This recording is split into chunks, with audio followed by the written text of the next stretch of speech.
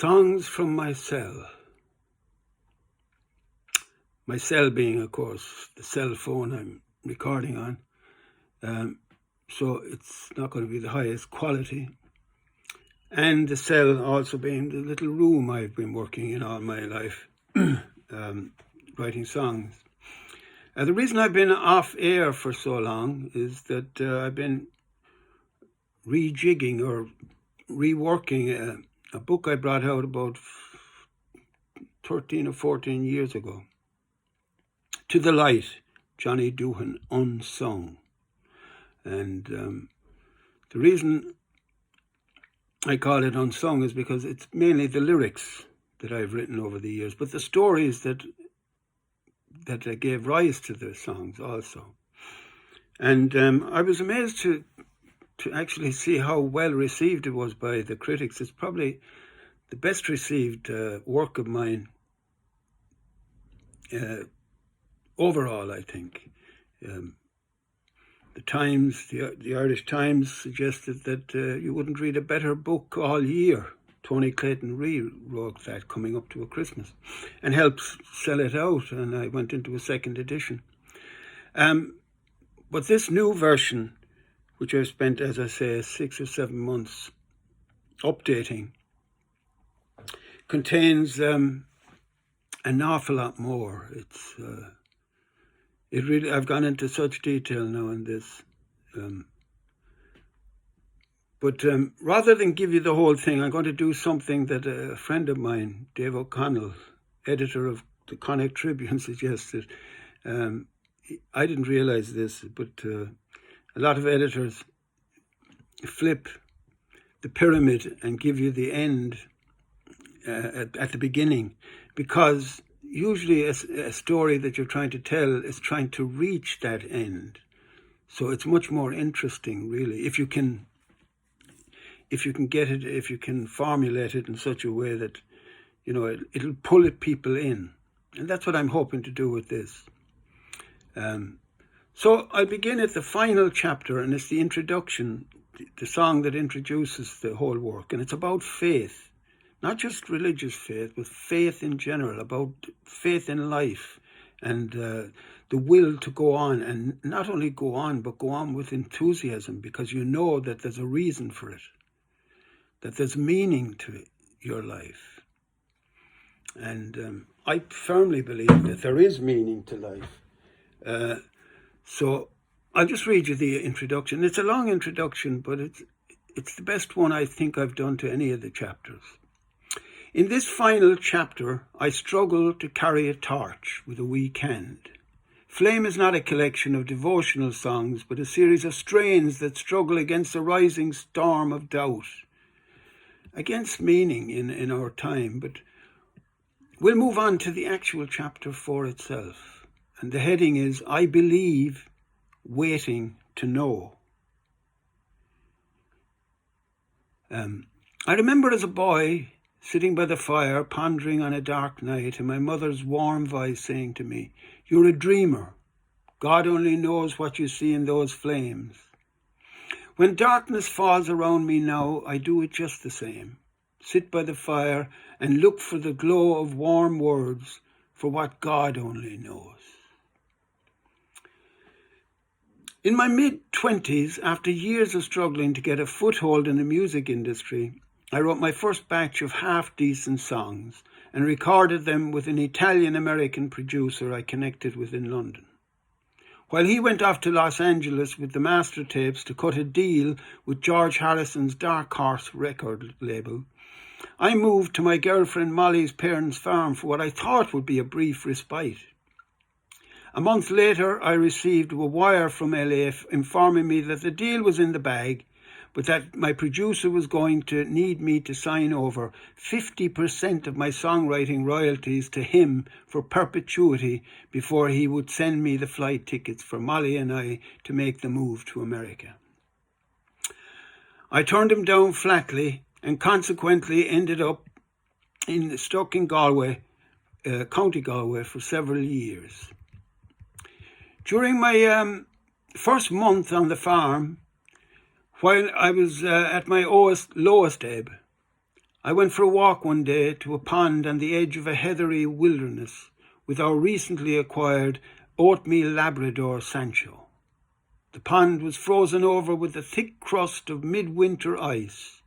I threw a stick out on the glassy surface for Sancho to retrieve, and while I was watching him making his unsteady way across the ice, I recalled another frozen pond that I had walked on with a friend when I was 9 or 10 years of age as part of a boyhood dare.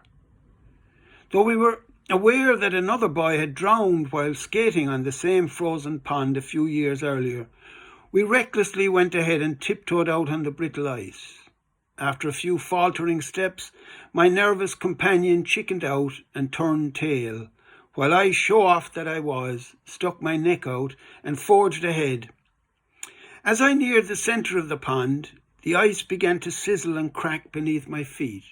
But for a moment I thought my number was up, but I managed to get back to solid ground before the pond went to pieces.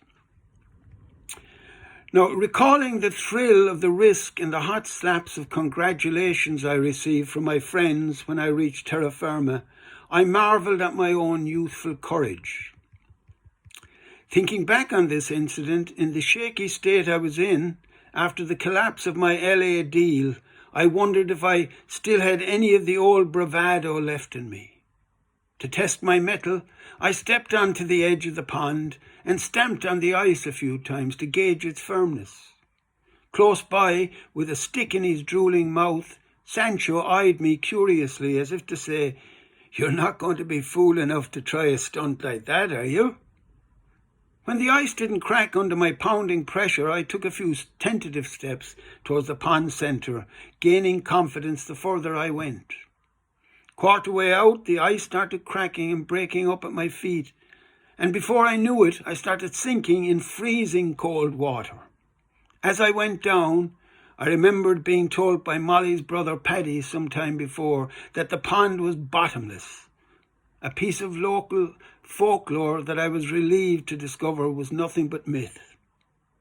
When the water reached my chin, my feet touched base, and I sprang back through a range of shattering ice shards to the frosty bank where Sancho, still ogling me with the stick between his drooling teeth, shook his head as if to say, "Serves you right, fool." With chattering teeth and icicles forming at my elbows and knees, I made my way back the bog road to the farm where I found Molly's mother, Mary, plucking a goose in the yard outside the back door of the cottage. Through a cloud of grey feathers, she scrutinised my stiff, shivering frame and laughed. "Masha, what happened to you, Manning? Did you fall in a bog hole or what?" While at the back of her mind she was no doubt thinking, "Masha, what kind of a gombeen has Moll teamed up with it all?"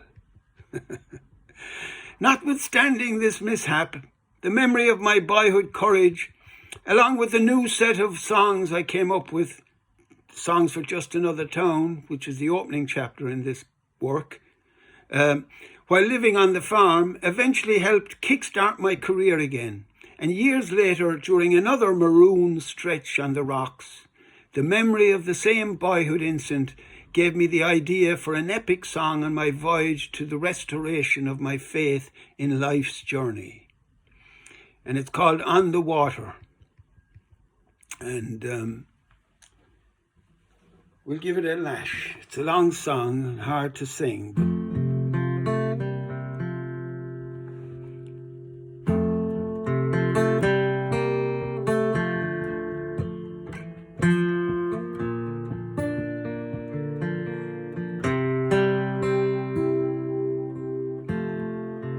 I walked as a boy out on the deep,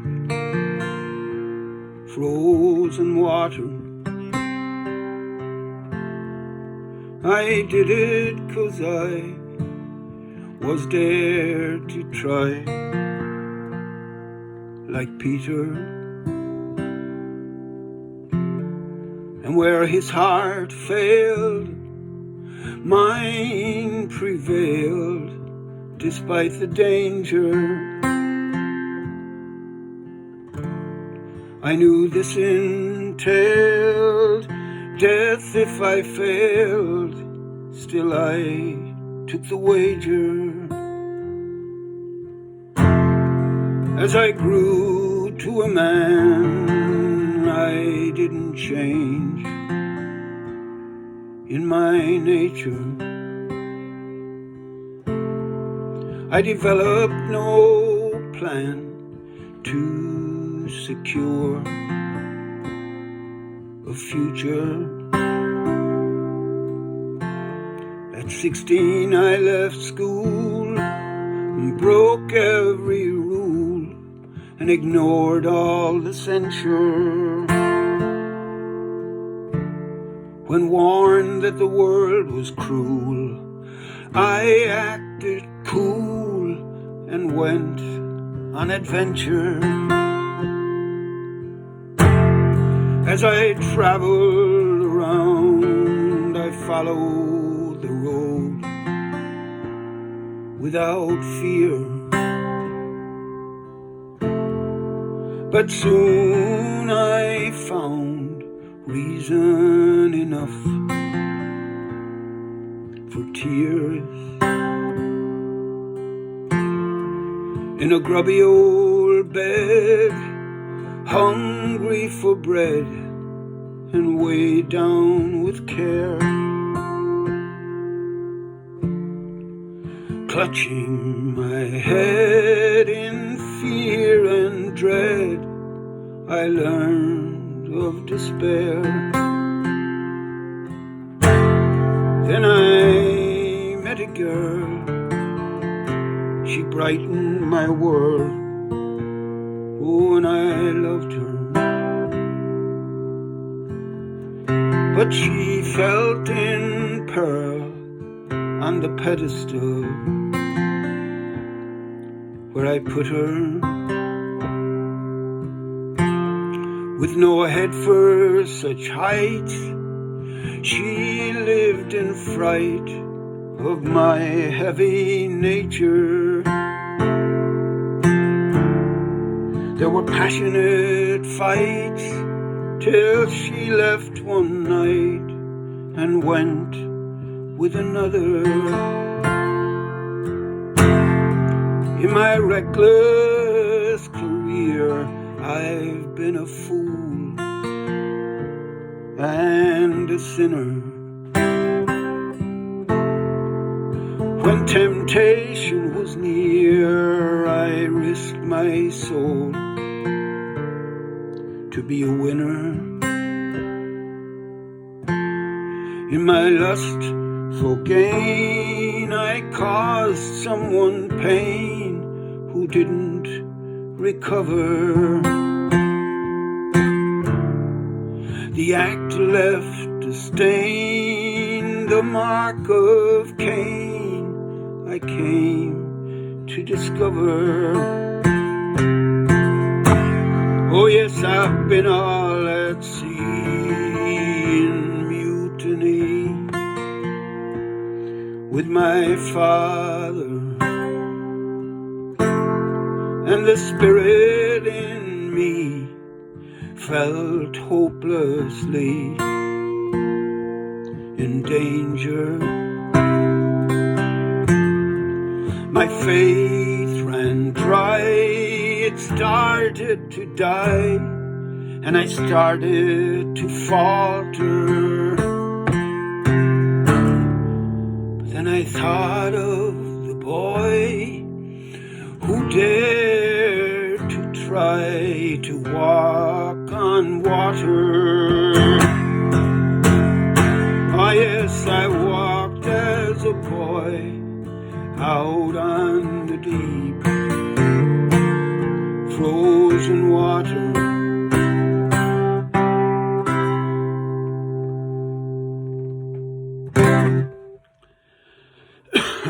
I often say, just to get through that song it's more of a hazard than going out in the ice itself. But I got the idea for that one, and from all my work, really, when it started taking off, from two sources. One was Pascal's famous saying, wisdom returns us to youth. And Wordsworth's Similar, the boy is father of the man, or the child is father of the man. It's all in there, you know. It's when we're young, Anyway, that's it. This whole section is going to be about faith and how do we restore it when we lose it, when life gets so tough that you just cannot feel that you can't go on. And I can assure you of one thing. While I was writing the section I'm going to give you from this chapter, which is later in the chapter, it sent shivers down my back, because the treasure that's held for people that really develop faith, and a lot of people have done it, you know, and I read voraciously of people who have gone the journeys. And anyway, pass this on to your friends, anyone who's having doubts about life's journey, and I can assure you by the end of it, it will be restored. So come back next week for a song from my cell, and hopefully it will bring you on the journey. This work of mine, it's less than 100. It's about 100 pages long when you subtract all the intros, etc. And yet, it's the richest piece of work I've ever written. You know, all this, the song lyrics are the main part of it, but the stories from where the songs come from really ignite the work, I think. So stay with it and pass this on. And if we get a growing audience, and hopefully I'll get it on YouTube as well, the full story may come out like this. So for now, all the best, and thanks for listening in.